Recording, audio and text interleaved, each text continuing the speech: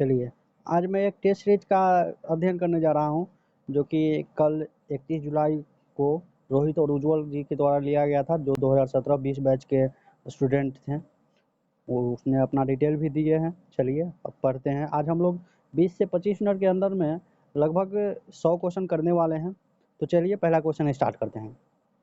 पहला क्वेश्चन है, the load of on a spring per unit deflection is called. तो stiffness, load upon deflection stiffness होता है, जबकि डिफ्लेक्शन अपॉन लोड फ्लेक्सिबिलिटी होता है। ध्यान रखिएगा। तो यहाँ पर स्टिफनेस होगा, लोड अपॉन डिफ्लेक्शन। दूसरा है, strain energy of a beam is तो इक्वल टू वर्क डन होता है। तो यहाँ पर नन ऑफ दी हो जाएगा, कोई ऑप्शन में नहीं है।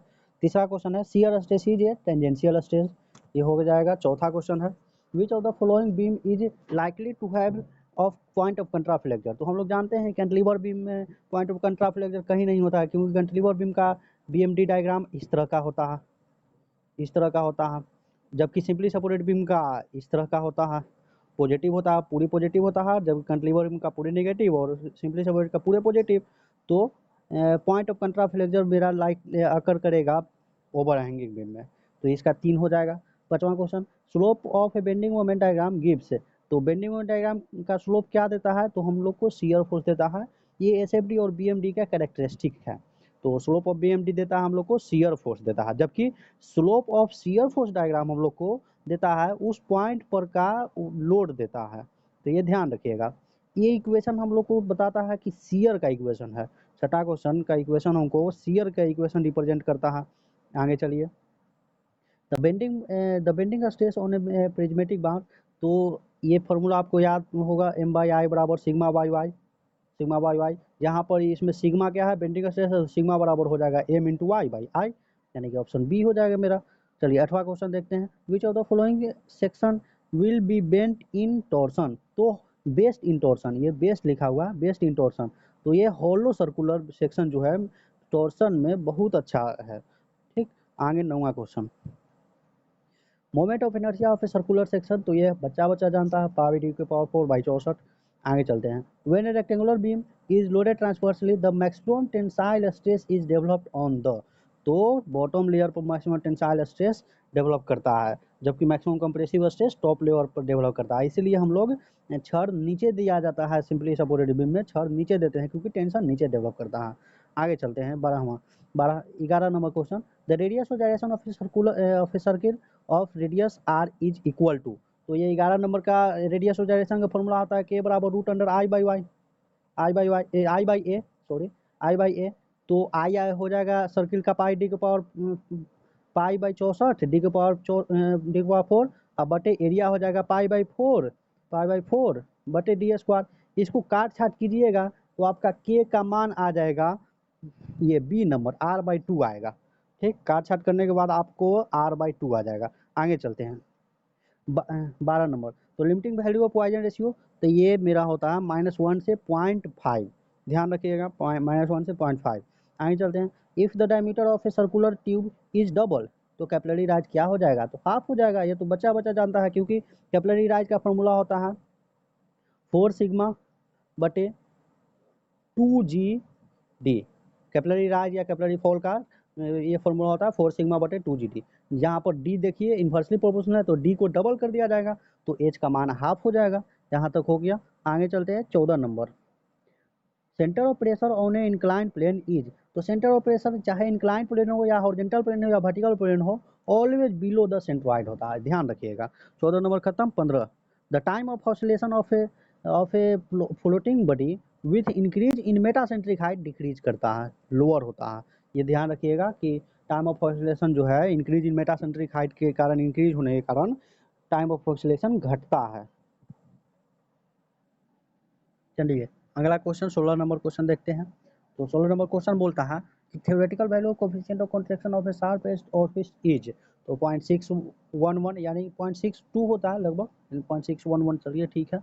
आगे देखिए, इस term of Bernoulli equation represent, यह हाइड्रोलिक्स का क्वेश्चन है, तो इस टर्म रिप्रेजेंट करता है एनर्जी पर यूनिट वेट, ध्यान रखिएगा, एनर्जी पर यूनिट वेट। आगे चलते हैं 18, the upper surface of a weir over which the water flow is known as. तो उसको सील या क्रेस्ट दोनों बोला जाता है। हम आपको फिगर से दिखाना चाहते हैं, चलिए देखते हैं फिगर। देखिए, एक वियर कुछ नहीं, एक दीवार होता है। वियर एक तरह का दीवार होता है जो नदी के अलोंग बनाया, सॉरी नदी के अक्रॉस बनाया जाता है। ये इसका हो गया वियर। वियर सील, वियर का वो टॉप पार्ट जो होता है, सील या क्रेस्ट दोनों उसका नाम है। और जबकि जो फ्लोइंग वाटर होता है ना, उसके टॉप पार्ट को बोला जाता है नेपे या वेन। तो मेरा क्वेश्चन में दोनों ऑप्शन था, इसलिए दोनों होना चाहिए। चलिए, तो यहाँ पर सील और क्रेस्ट दोनों हो जाएगा। अगला क्वेश्चन देखते हैं। Minor head loss due to sudden contraction is due to the expansion of flow after contraction. ये सही ऑप्शन है, expansion of flow after contraction, ठीक ना, इसलिए माइनर हेड लॉस होता है। आगे चलते हैं 20 number. The dimension of chassis is, तो चेजिस का डायमेंशन यहाँ पूछा है, तो चेजिस का डायमेंशन नॉन डायमेंशनल नहीं होता, ध्यान रखिएगा। इसका डायमेंशन होता है, हम आपको दिखाते हैं।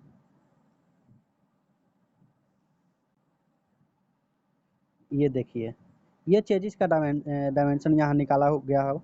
ये देखिए, v बराबर क्या होता है, सी रूट एम आई होता है। तो c बराबर क्या हो जाएगा, v बटे रूट एम आई। यहाँ तक कोई दिक्कत नहीं है, v बटे रूट एम आई। अब देखिए v का डायमेंशन कितना होता है, तो एल टी माइनस वन, ये ठीक है, एल टी माइनस वन। और यहाँ पर i कोई यूनिट नहीं होता है। और जबकि m क्या है, तो ये हाइड्रोलिक मीन डेप्थ है, तो हाइड्रोलिक मीन डेप्थ का हो जाएगा एल। और जो चूंकि यहाँ पर रूट लगा हुआ है, तो एल के पावर 1/2 हो जाएगा। यहाँ तक समझ में आया। अब इसको सॉल्व कर लेंगे, नीचे एल के पावर 1/2 है, ऊपर एल है, तो ऊपर में चला जाएगा एल के पावर 1/2 और टी के पावर -1 तो वो रहेगा ही। यानी कि मेरा चेजिस कांस्टेंट का डायमेंशन आ गया एल के पावर 1/2 और टी के पावर -1। तो अब चलते हैं ऑप्शन, देखते हैं क्या दिया हुआ। तो देखिए, ऑप्शन में इसको करिएगा ना सॉल्व, तो एल के पावर 1/2 और टी के पावर -1 आ जाएगा, तो ऑप्शन डी हो जाएगा मेरा। चलिए आगे बढ़ते हैं। The power of the pump is given as 21 number. The power of a pump is given as equivalent to 30 horse power. तो वाट में उसका क्या होगा, वाट में पूछ रहा है। तो देखिए, हम जानते हैं कि एक एचपी में 746 वाट होता है, 746 वाट होता है। तो 30 एचपी में कितना हो जाएगा, तो 30 गुना 746, मेरा आ जाएगा आंसर इतना, ऑप्शन बी 22,380 वाट हो जाएगा। अब देखिए, clay is an example of, तो क्ले एक्वा क्लूड का एग्जाम्पल है, वो ध्यान रखिएगा कैसे होता है। तो एक्वाफर ये सब एक तरह का सॉइल का लेयर है। तो एक्वाफर वैसा सॉइल का लेयर होता है जिसमें कि पानी आता है और पानी निकल भी सकता है। तो वैसा सॉइल का लेयर जिसमें से पानी ऑब्जर्व भी हो जाएगा और निकल भी जाएगा, तो उसको एक्वाफर बोलते हैं। जब जैसे में एग्जाम्पल में सैंड, और जबकि एक्वाटर्ड है कि इसमें पानी तो आएगा, लेकिन जितना पानी एक्वाफर में निकलता है, एक्वाफर वाला लेयर में निकलता है, उतना इसमें से नहीं निकल पाता है। जैसे में एग्जाम्पल में सिल्ट हो गया, सिल्ट, तो एक्वाटर्ड का एग्जाम्पल है सिल्ट। और एक्वाफ्यूज है कि इसमें ना तो पानी आएगा और ना ही पानी निकलेगा, तो उस वैसे लेयर को, वैसे परत को एक्वाफ्यूज बोलते हैं। नाम से ही पता चलता है फ्यूज है। तो जैसे में रॉक, इसका एग्जाम्पल है रॉक, कि रॉक में ना पानी ऑब्जॉर्व होगा ना ही पानी निकलेगा, तो ये रॉक हो गया। एक्वाक्लूड है कि इसमें पानी तो आएगा लेकिन पानी निकलेगा नहीं, मतलब कि यील्ड 0% होगा, पानी आएगा लेकिन निकलेगा नहीं, तो इसका एग्जाम्पल होगा क्ले। तो क्ले एक्वाक्लूड का एग्जाम्पल हो गया, इसमें क्ले में पानी तो आ जाता है लेकिन निकलता नहीं है, तो ये एक्वाक्लूड होगा क्ले एक प्रकार का। आगे चलते हैं, ये न्यूमेरिकल इरिगेशन का। देखिए, इसमें आपको ड्यूटी कैलकुलेट द ड्यूटी पूछा है, जबकि आपको डेल्टा बेस पीरियड दे दिया है और आपको डेल्टा दे दिया है 100 सेंटीमीटर यानी कि 1 मीटर। तो हम लोग जानते हैं डी बराबर 8.64 बी बटे डी, इरिगेशन का क्वेश्चन है ये, बी बटे डेल्टा इरिगेशन का क्वेश्चन है। तो हम पुट कर देंगे 8.64, आप बी के जगह पर बेस पीरियड मेरा कितना है 100 है, 100 आप बटे जब 8.64 लिए हैं तो डेल्टा का मान मीटर में लेना पड़ेगा, यानी कि डेल्टा कितना है 100 सेंटीमीटर, तो मीटर में 1 मीटर हो जाएगा, यानी कि 8.64 गुने 100 यानी कि 864 हो जाएगा मेरा आंसर। तो 864 यहाँ देखिए, 864 आंसर है।